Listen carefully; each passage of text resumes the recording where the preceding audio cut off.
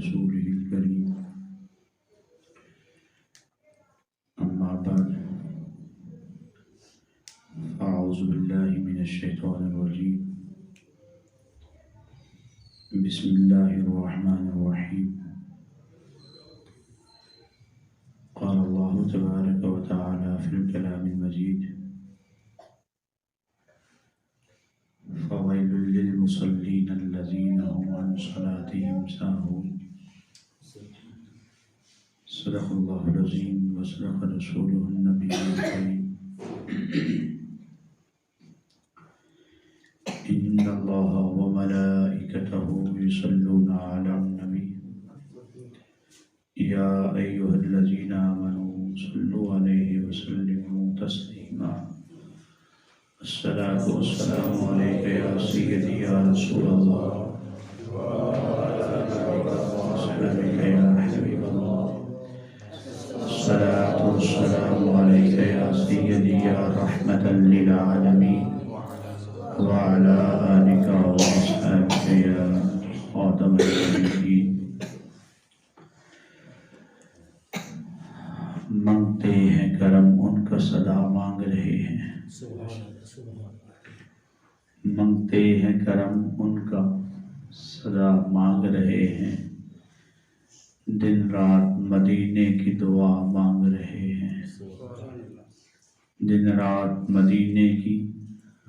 دعا مانگ رہے ہیں کم مانگ رہے ہیں نہ سوا مانگ رہے ہیں کم مانگ رہے ہیں نہ سوا مانگ رہے ہیں جیسا ہے سخی ایسی عطا مانگ رہے ہیں جیسا ہے سخی ایسی عطا مانگ رہے ہیں اس دور ترقی میں بھی ذہنوں کے اندھیرے اس دور ترقی میں بھی ذہنوں کے اندھیرے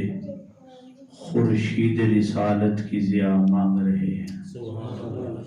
خورشید رسالت کی ضیاء مانگ رہے ہیں اور دامان عمل میں کچھ بھی تو نہیں خالد دامان عمل میں کچھ بھی تو نہیں خالد بس نعت محمد کا صلہ مانگ رہے ہیں بس نعت محمد کا صلہ مانگ رہے ہیں مانگتے ہیں کرم ان کا صدا مانگ رہے ہیں دن رات مدینے کی دعا مانگ رہے ہیں اللہ تبارک و تعالی جل مجدہ الکریم کی حمد و ثنا حضور نبی رحمت شفیع معظم دانائے سبل ختم رسول مولائے کل احمد مجتبیٰ جناب محمد مصطفیٰ علیہ تحیت و ثنا کی بارگاہ بے کسبنا میں ہدیہ محبت و عقیدت رسانے کے بعد عزت و احتشام کے لائق محترم سامعین و حاضرین کرام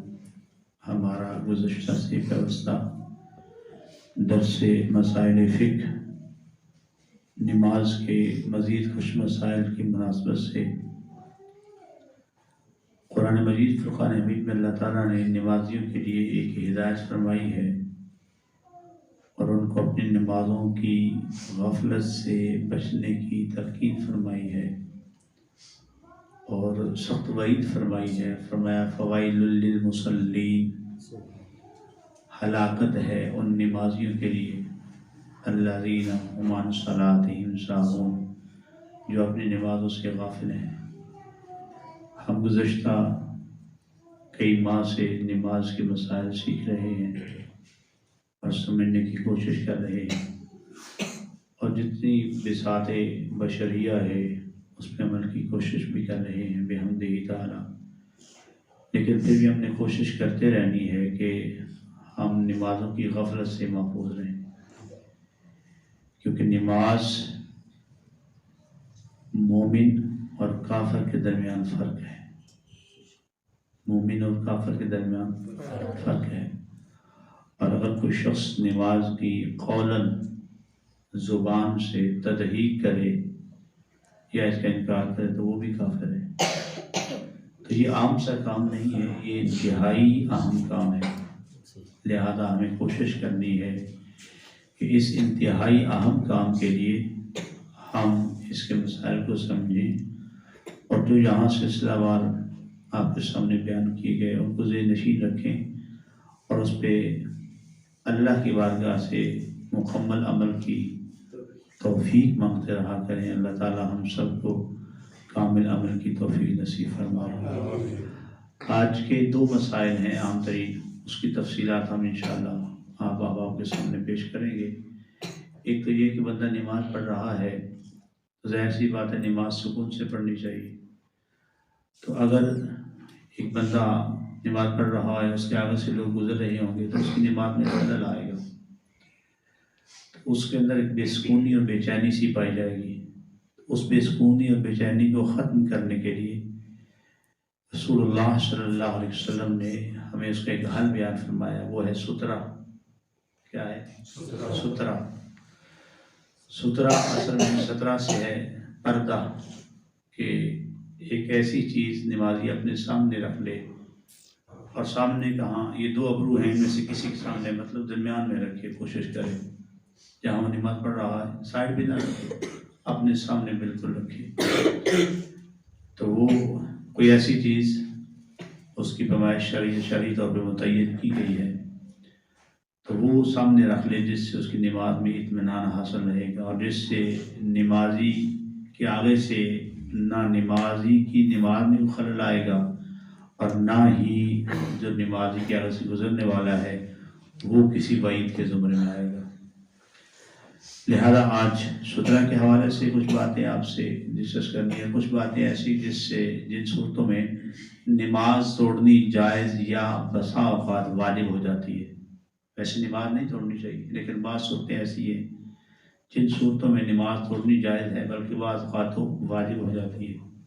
تو وہ صورتیں آج ہم انشاءاللہ سیکھیں گے۔ لیکن یہ بات یاد رکھنے کی یہ مسائل جو ہیں، پھر مجھے خدشہ رہتا ہے، وہ بار بار مجھے وہ گدے والی مثال یاد آتی ہے کہ کہیں یہ نہ سمجھ لیں کہ مفتی صاحب بیان کر کے نماز توڑنی واجب ہے، نماز توڑ کے رکھیں۔ اس بات کا خاص خیال رکھیں، یہ خاص کوئی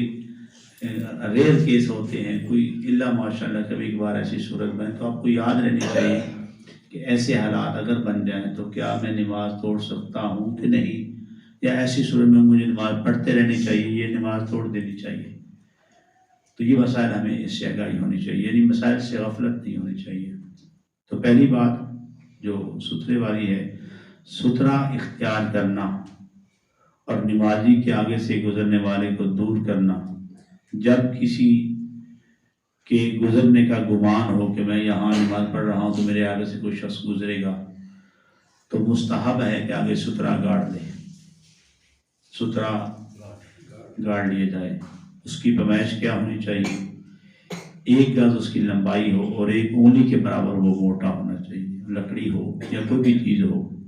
پلاسٹک کی چاہے چیز ہو جائے، لیکن پاکیزہ پلاسٹک ہو، یہ نہیں کہ وہ گن بند اکٹھا کیا گیا ہو۔ تو ایسی چیز ہو جو 1 انگلی کے برابر موٹی ہو، کم از کم،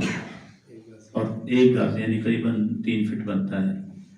تو اتنا وہ جگہ وہ چیز ہو وہ اپنے سامنے گاڑ لی جائے، یا اگر گاڑی نہ جا سکے تو اپنے سامنے رکھ لی جائے۔ جیسے یہاں آج کل مساجد کے اندر ایک اہتمام کرتے ہیں لوگ، وہ چیزیں بنی ہوتی پلاسٹک کی تو وہ سامنے رکھ لی جاتی ہیں تاکہ نمازی آگے سے گزرنا چاہیں تو گزر جائیں۔ یہ اکثر مساجد میں دیکھنے میں آیا ہے، تو وہ سترہ رکھا جا سکتا ہے۔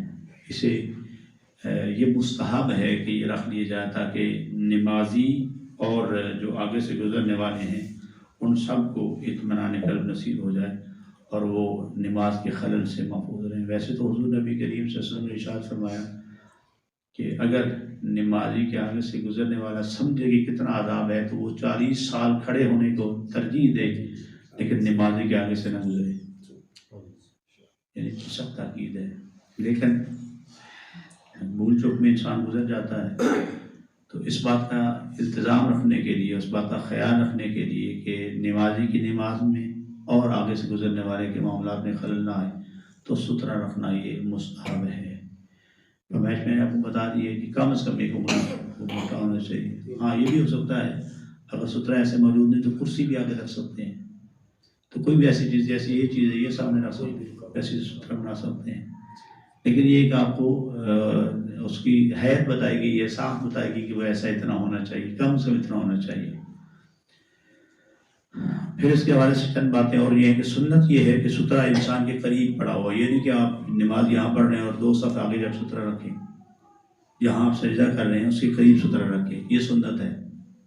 دور سے سترہ نہیں رکھنا آپ نے، یعنی ایسا نہ ہو کہ درمیان سے لوگ گزر سکیں، ایسی صورتحال نہیں ہونی چاہیے۔ اگر سترہ موجود نہ ہو تو اس کا ایک اور حال بھی شرعی طور پہ بیان کیا گیا ہے کہ ایک ہاتھ یعنی 3 فٹ یعنی 1 گز جو ہے اور انگلی کے برابر لائن کھینچی جائے جو نظر آ رہی ہو تو وہ لگا لی جائے، اور اس کا رخ قبلے کی طرف ہو، جیسے بندہ نماز پڑھ رہا ہے تو ایسے وہ سامنے لائن لگا لی جائے اور اس کے آگے جو ہے وہ لوگ گزر سکتے ہیں۔ اور ویسے عمومی طور پہ اگر سترہ بھی نہ پڑا ہو تو کتنی صفوں کا گیپ دے کے بندہ آگے سے گزر سکتا ہے؟ اگر سترہ بھی نہیں پڑا ہوا اور سترے کا اہتمام بھی نہیں ہے تو پھر کتنی صفحے جو ہیں کم از کم وہ بندہ گیپ دے کے تو نمازی کے آگے گزر، کم از کم 3 صفوں کا فاصلہ ہونا چاہیے۔ اس کی وجہ یہ ہے کہ وہ جو 3 صفحے ہیں وہ اتنا فاصلہ ہوتا ہے کہ نمازی جب قیام کی حالت میں ہو تو ان 3 صفوں سے آگے اس کی نگاہ نہیں جاتی، یعنی اس کی رسائی جو ہے وہ 3 صفوں تک ہے، تو 3 صفوں کا فاصلہ دے کے آگے سے گزر سکتا ہے۔ لیکن پھر بھی یہ اجازت ہے، مستحسن یہ ہے کہ نمازی سے کے آگے سے کسی صورت میں نہ گزرا جائے، مستحسن یہی ہے تاکہ اس تھوڑے سے خدشے اور شائبے سے بھی بندہ محفوظ رہے۔ اب نمازی نماز پڑھ رہا ہے اور اس کے سامنے سے بندہ گزر رہا ہے، سترہ نہیں ہے، تو نمازی اس کو روک سکتا ہے۔ اس کو روکنے کی چند صورتیں ہیں وہ میں آپ کے سامنے پیش کرنا چاہوں گا۔ وہ تسبیح کہہ سکتا ہے، سبحان اللہ کہہ سکتا ہے اونچی آواز سے، نمازی نماز پڑھنے والا شخص آگے گزرنے والے کو اونچی آواز سے سبحان اللہ کہہ دے اور وہ سمجھ جائے کہ یہ بندہ مجھے روک رہا ہے، ایسی صورت میں اس کو روک سکتا ہے۔ یا اگر وہ قرات کر رہا ہے، چاہے وہ سری ہے یا جہری ہے، تو تھوڑا سا اونچی آواز سے وہ قرات کرے تاکہ اس کی آواز کے اس انداز سے وہ سمجھ جائے کہ مجھے روکا جا رہا ہے۔ یہ ایک تدبیر ہے۔ ہاتھ کا اشارہ نہ کیا جائے، یہ درست نہیں ہے۔ عورت اپنی آواز نہیں نکالے گی، یہ مرد کے لیے ہے۔ عورت اس لیے آواز نہیں نکالے گی کیونکہ عورت کی آواز فتنہ ہے۔ یہ الگ بات ہے کہ آج کل یہ فتنہ عام ہے، لیکن بہرحال عورت جو ہے وہ اس طرح آواز کے ساتھ اس کو منع نہیں کرے گی کیونکہ اس کی جو آواز ہے وہ فتنہ ہے۔ ہاں وہ ہاتھ کی انگلیوں کے ساتھ تھوڑا سا اشارہ کر سکتی ہے ایسے، بس تھوڑا سا، صرف زیادہ نہیں، اس سے تاکہ اس کو منع کیا جا سکے اس بندے کے وہ پیچھے رہے۔ یہاں ایک اور بڑی اہم بات دیکھی گئی ہے، ہمارے یہاں کچھ والدین اور کچھ ددحال یا ننحال میں بچے پیارے ہو لگتے ہیں، وہ بچے والدین نماز پڑھ رہے ہوتے ہیں تو وہ بچے کھیلنا شروع ہو جاتے ہیں۔ تو یہ بڑی تاکید کی بات ہے کہ نماز میں بچوں کے ساتھ نہ کھیلا جائے، نہ بچوں کو کھیلنے دیا جائے۔ نماز میں نہ بچوں کے ساتھ کھیلا جائے، نہ بچوں کو کھیلنے دیا جائے۔ اگر آپ سجدہ کرنے جا رہے ہیں اور سامنے بچہ بیٹھا ہے تو سجدہ تو آپ نے کرنا ہے، تو صرف ایک ہی بار ہاتھ کے ساتھ اس کو الگ کر دیں، ہٹا دیں بس، یہ نہیں کہ اس کو دونوں ہاتھوں سے پکڑیں اور سائڈ پہ رکھیں، ایسے نہیں کریں گے آپ۔ یہ عام طور پہ یہ مشاہدے میں بات آئی ہے۔ بہتر تو یہ ہے کہ اس کو بچے کو اپنے نماز کے معاملات سے دور رکھا جائے۔ خدشہ ہے کہ وہ مصلی پہ ناپاکی کر دے یا کوئی مسئلہ ایسا کر دے، ایسا مسئلہ بن سکتا ہے۔ تو نماز میں مکمل خشوع و خضوع کا ہونا یہ انتہائی ضروری ہے۔ پھر یہ کہ اگر کوئی شخص نمازی نماز پڑھتے وقت آپ کے آگے سے شخص گزر گیا ہے تو آپ اس سے لڑائی نہ کریں، نماز پڑھ کے فوراً میں دساں بھی ایسی تیسی ایسے نہیں کرنا، اس بات کا خاص خیال رکھا جائے۔ تو اصل میں یہ آداب ہیں نماز کے کہ نمازی جو نماز پڑھنے والا ہے، مصلی ہے، وہ شخص اور وہ شخص جو آگے سے گزر رہا ہے، ان دونوں کو نماز کے آداب سے پوری آگاہی ہونی چاہیے۔ تو اس بہت بڑی الجھن سے جو نمازی کے آگے گزرنے سے وہ چیز جو سامنے پڑی ہوتی ہے اس سے الجھن ختم ہو جاتی ہے۔ اس لیے ستھرا آگے رکھنا کیا ہے؟ مستحب ہے۔ بلکہ میں یہاں بھی آپ دوستوں سے یہ کہوں گا کہ یہاں پر بھی وہ چیزیں آ کر بازار سے مل جاتی ہیں، مارکیٹ سے، تو وہ سامنے رکھی جا سکتی ہیں، تو اس سے گزرنے والے میں کوئی مسئلہ نہیں درپیش ہوتا۔ ایک بڑا اہم پہلو میں اور عرض کرنا چاہوں گا، ہمیں جو کہ یہ مسائل درپیش ہوتے ہیں، آپ بیٹھے ہیں تو کسی شخص کو یہ درست نہیں کہ اس کے ایک شخص بیٹھا ہے تو اس کے پیچھے آگے نماز نیت کر لے، یہ غلط ہے۔ شرعاً نماز ہو جائے گی، نفس سے نماز ہو جائے گی، لیکن ممکن ہے اس شخص نے نماز پڑھ لی اور اس نے اٹھ کے جانا ہے، لیکن وہ تو نہیں اٹھ پا رہا، کیوں بھلا؟ اس کی وجہ وہ شخص ہے پچھلا، تو وہ نماز کس کام کی جو دوسروں کو تکلیف دے گی؟ وہ نماز تو درست ہی نہیں ہے جس سے دوسروں کو تکلیف ہو رہی ہے۔ تو اس طرح اس بات کا خاص ہے، یہ اکثر بڑا کب ہوتا ہے جب امام صاحب نماز پڑھ چکتے ہیں اور بعد میں اپنے سنت نوافل پڑھنے ہوتے ہیں، تو تب یہ مسائل اثر درپیش ہوتے ہیں کہ بالکل عین سیدھ رسید میں آ کے تو لوگ جو ہیں وہ نماز پڑھنا شروع ہو جاتے ہیں، اگلا بندہ وہ تنگی میں آ جاتا ہے بیچارہ، ممکن ایسا کوئی اور مسئلہ ہو، کوئی بھی ہو سکتا ہے، تو اس کو تنگی میں آ جاتا ہے۔ ایسی صورت میں یہ نماز درست نہیں ہوتی، پھر دوسروں کو تکلیف دینے سے نماز ہے وہ درجہ قبولیت حاصل نہیں کر سکتی، یاد رکھیے گا، اس بات کا بھی خاص خیال رکھا جائے۔ ابھی جو ہم نے مسائل دیکھے یہ ستھرا اور اس حوالے سے جو مسائل تھے وہ میں نے آپ کے سامنے